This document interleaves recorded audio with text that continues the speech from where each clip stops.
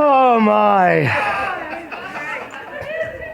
You know, in 1974, I believe, was that the year going away? 75. 1975, I was doing a musical on Broadway. Wow, that was a quick reference to Broadway. At the Booth Theater called Very Good Eddie. And right down the street was a brand new musical opening, a revival of an old musical called Going Up. And so we were produced by the same producing company. So all of our company got to go down the street to watch their what's called a gypsy run-through when they showed the show to all the shows in town because we couldn't see it otherwise. I remember going in there and sitting, I sat way in the back because I had to leave for something early. And I sat in the back, and out walked this young boy, this quirky, funny young boy who ended up literally having the entire show on his shoulders. He was the star of that show, and that was Brad Blaisdell. And he was just amazing. I remember thinking to myself, oh my God, I hope I'm that funny someday. I am, so it was good. But this is a man that just sang a song that, that's not a joke. This is a man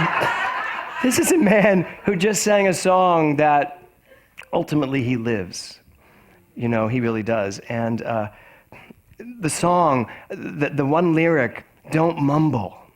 I love that when you get to that line. Don't go with your song inside you, and don't mumble your song. Don't mumble, because we are living in a universe that is literally listening to everything we say. But I think sometimes we are mumbling so much, the universe doesn't hear what we're saying. We're like, I would really like prosperity. What did you say? Did you say prosperity? I didn't quite hear that. You know, or I really want to be loved. Did you say you wanted to be loved? What did you say? So the universe, so we mumble, but why do we mumble? We mumble because we're uncertain. That's the only reason we mumble. We mumble because we're unsure. We have doubt. We're uncertain. So we kind of try to like slide it in there when no one's noticing. But the universe is noticing, and it's actually noticing you're sliding it in there because there's a belief in there of uncertainty, and that's what the universe is giving you. The uncertainty back. So that's such a great lyric. Don't mumble. It is time to stop mumbling. I don't care if you mumble at the top when I can't understand what you're saying, but that's just because you're all talking at the same time. But it's about your consciousness. Don't mumble. So some of the questions I have for you this morning is there a song inside of you that hasn't gotten out yet? Is there? It was a rhetorical question, but thank you. Yes is appropriate if it's true. So is there a song inside of you that hasn't gotten out yet? Recently, someone asked me why I was doing my show, Sissy Boy. And there's been a lot of talk in my family and friends about the title, and you know, and they'll all understand it when they see the show. But someone asked me, very close and dear to me, why are you doing this? You talk all the time about your life. Why do you feel like you have to tell this story about you being a sissy at this point in your life when you are so clearly not?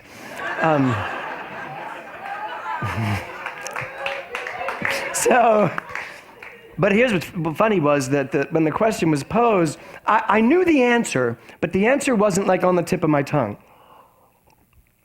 I knew the answer, but it was in my heart, it was in my soul. And it's this song.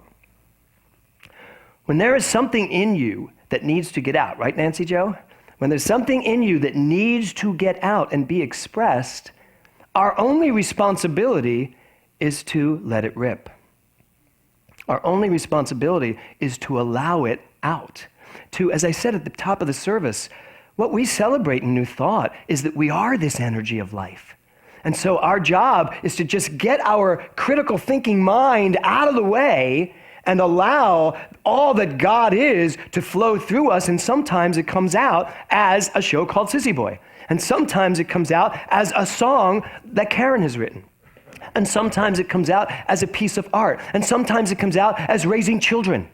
And sometimes it comes out as getting a job that you love and you can't wait to get there every morning.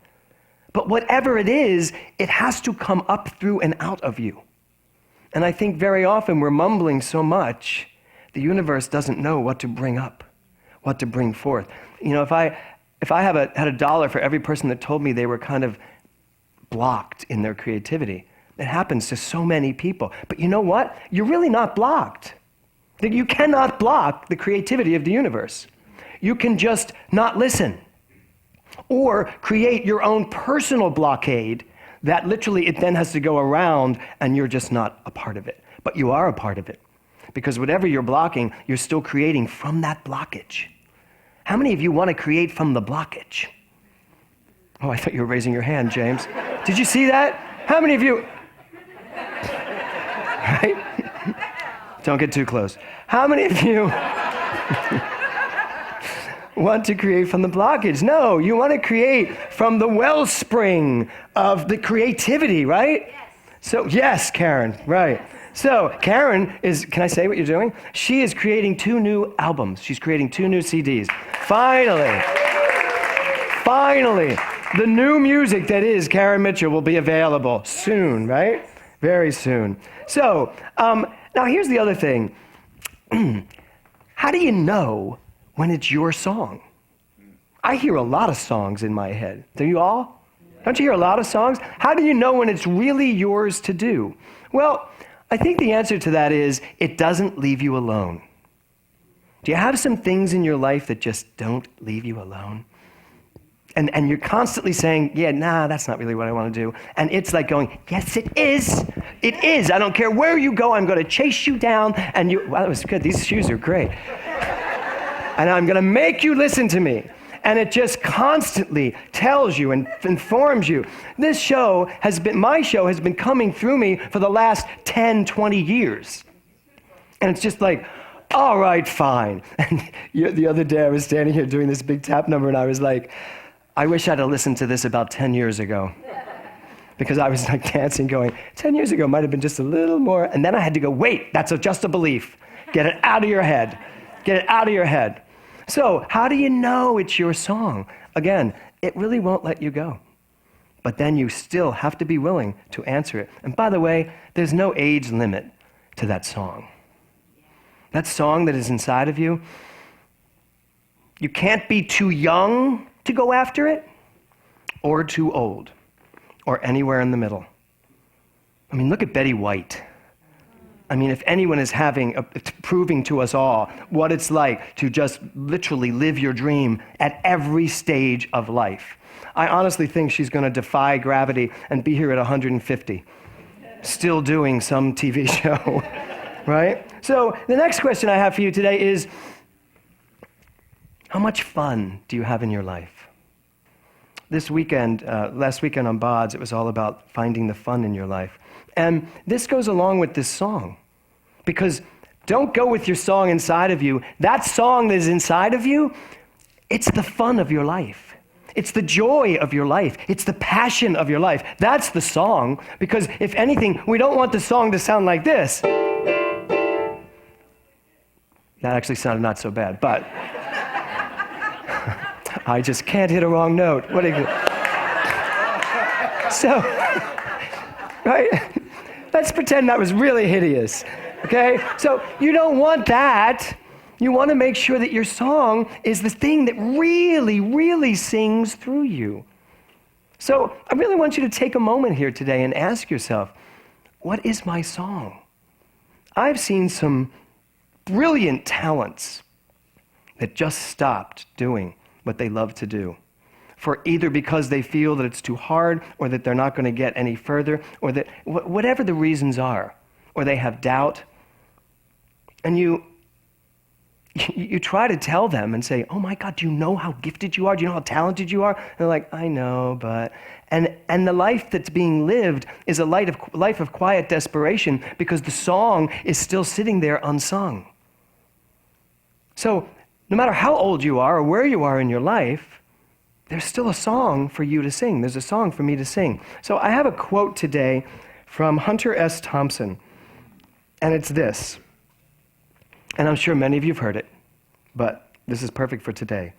Life should not be a journey to the grave with the intention of arriving safely in an attractive and well-preserved body, but rather to skid in sideways, chocolate in one hand, champagne in the other, body thoroughly used up, totally worn out, and screaming, woohoo! What a ride.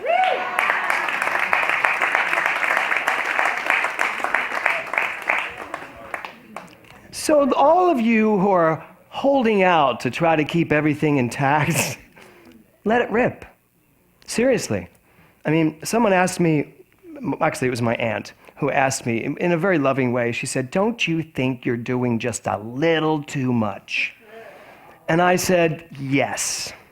However, I know that when I don't do everything that I'm called to do, I get really bored. I do. I just get bored. And people do sometimes marvel. They can't understand how I literally get up in the morning and still get through everything I have to do that day. But you know what? I love everything I do. If there was something I didn't love in the cavalcade of things I have to do, you can bet your butt that I will be putting that to someone else to do. I'll pay them, but someone else to do. And that's the case. It's the truth. And I want to I want to be used up when this is all over. Now, that doesn't mean I don't keep my body in shape. Because I want to keep it in shape so that I can keep doing what I'm doing. That's why I created BODs, so that I could show people and say, look, you don't have to get to a certain age and slow down. You only have to slow down when your body, when your spirit says, take a break. And I have those moments, and I do slow down. So, are you willing to literally live your life at such a high pace of consciousness that you literally will be completely done when you're done? Yes? Yes. This section right here? You're good, right? Okay, so as I was putting this talk together, a quote came up on Facebook that I looked at and I went, oh wow, this is so perfect. The only way you can live the life I'm describing, the life that I live really, is that you had beliefs, that you would have beliefs in place that allow you to live a life of absolute creativity and passion. Because everything you do comes from your belief system. If you believe that at a certain age this is what happens, you can bet you will be living that way. If you believe that the body does a certain thing at a certain age, you better believe that your body will do that at that age. And the great scientist Bruce Lipton, he is a developmental biologist, he said this: perception is the problem. Our perception of what life should be is really the problem, not life. Life does what it does. Life constantly does what it does, and it is expansive and powerful and strong, and it cannot be stopped. Life in you, your life cannot be stopped. The power that you are cannot be stopped, but your perception of it can stop your experience of it. See the difference? Life's still moving on. Life is still moving mountains and oceans, and look at the East Coast. Life is really moving, right? It is doing what it does in a fierce and beautiful way. I spoke to my family yesterday. I was like, how's the snow? My aunt was like, it's up to my hip. Now, she's short, which is good. She is. She's only 5'2". And I said, okay, so it's like 2 feet of snow. How bad can that be? I said, I would love to be stuck in the house with 2 feet of snow. She goes, you can't even open the doors. And my grandchildren can't even shovel it yet because they can't even get out of their doors.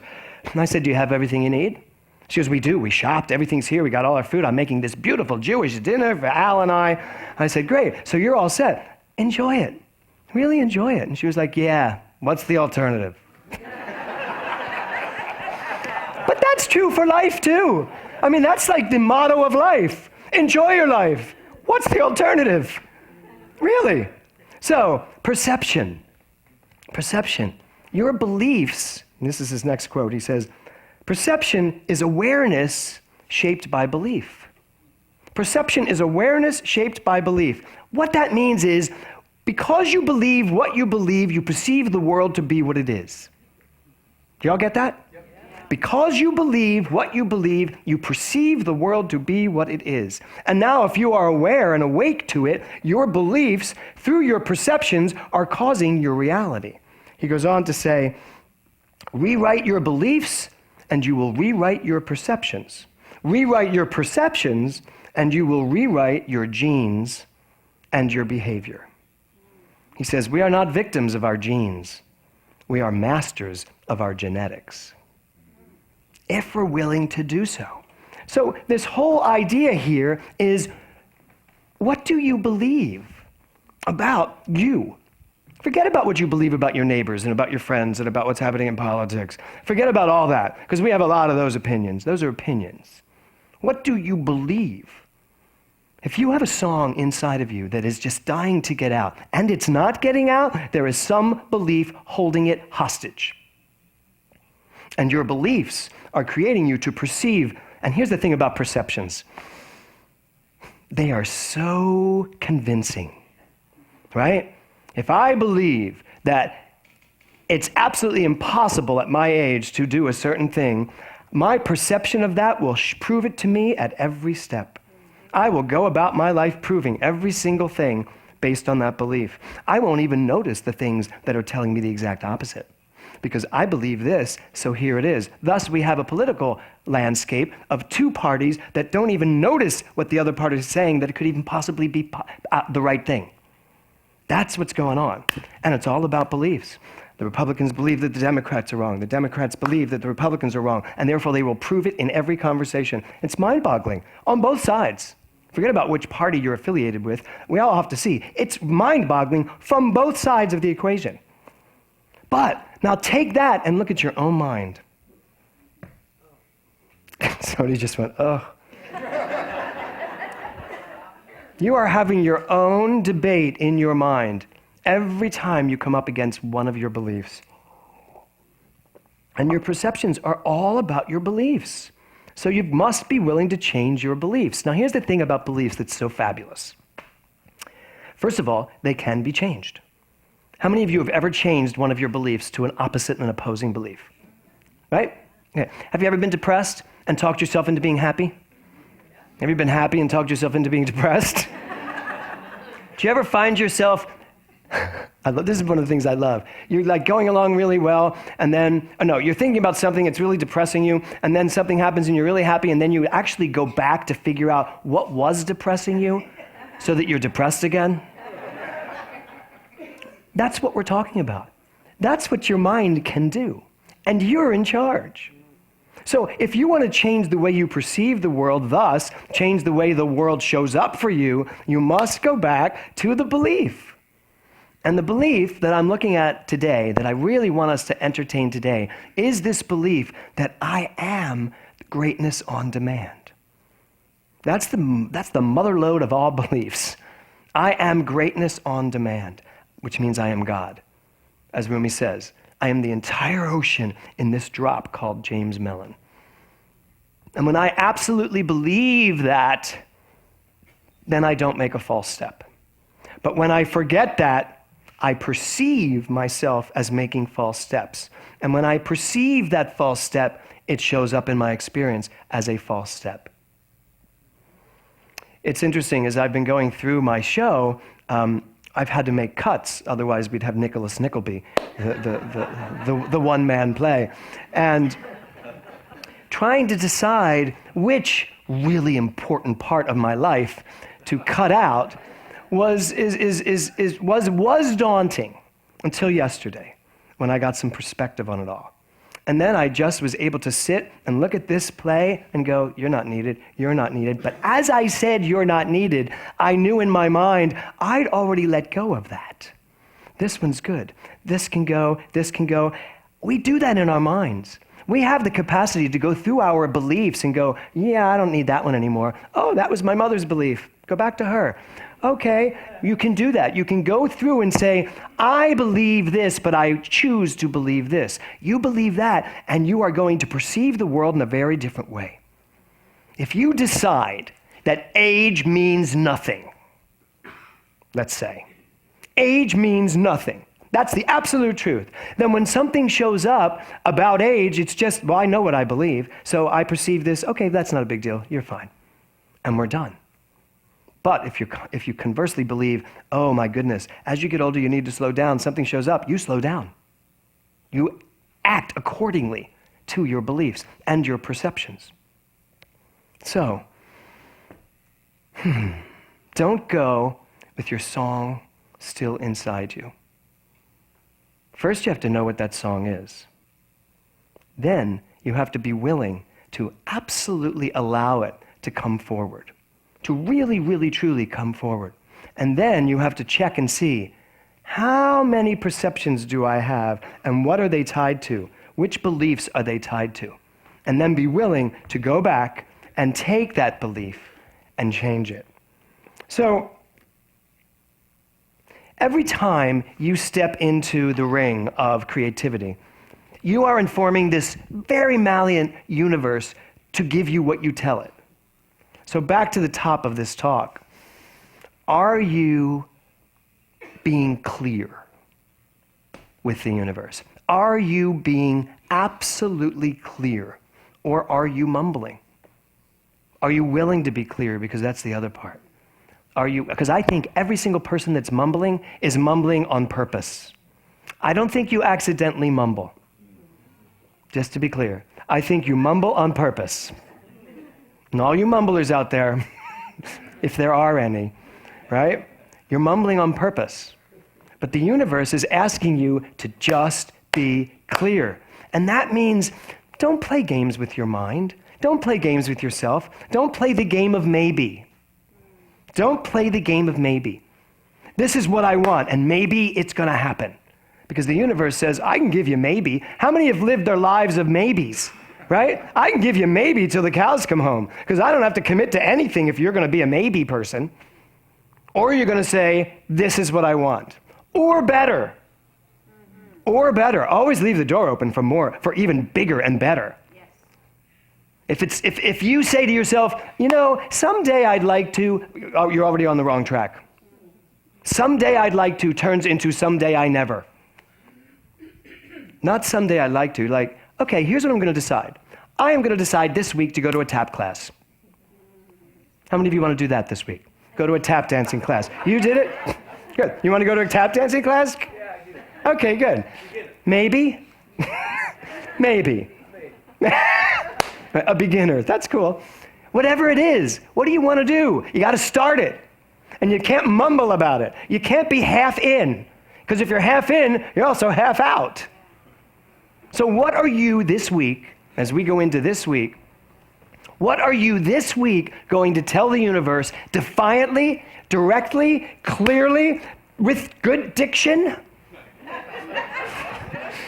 Exactly what you want. What are you going to tell the universe you want? What song wants to sing through you, and what song is finally going to get permission to come through your voice? What is it that you really want? It is time for us, especially this year. It's time to be seen in 2016, yes? Yes. So you can't be seen if you're not willing to come out here and say, here I am, just like Mama Rose and Gypsy. I thought I'd do a last Broadway reference, right? You've got to be willing to literally be seen. And that means you've got to call it like it is. So what do you want? Where's your song? What is your song? And are you willing to finally sing it? By telling the universe what you want. No mumbling. Just state exactly what it is you want. Outlining is when you tell it how to do it. That's for all of us control freaks, where we say, this is what I want, and here's how it's going to happen. See, how I can disabuse you of that. You don't even have to do that. You just have to say, this is what I want. All right, universe, you got it. Show me the way. Sing me through everything that needs to happen for this to be my reality. Sing me through it. There's my song. I'm ready to sing it. Let her rip. So that's your job this week. First, find out what that song is, and then, in the famous words, really in the famous words of Mama Rose, sing out Louise. It's time for all of us to literally sing our songs. This world would be a much better place if every song that needed to be sung was literally sang. On pitch, clearly, with diction, no mumbling, just right out there for the whole world to see. Namaste.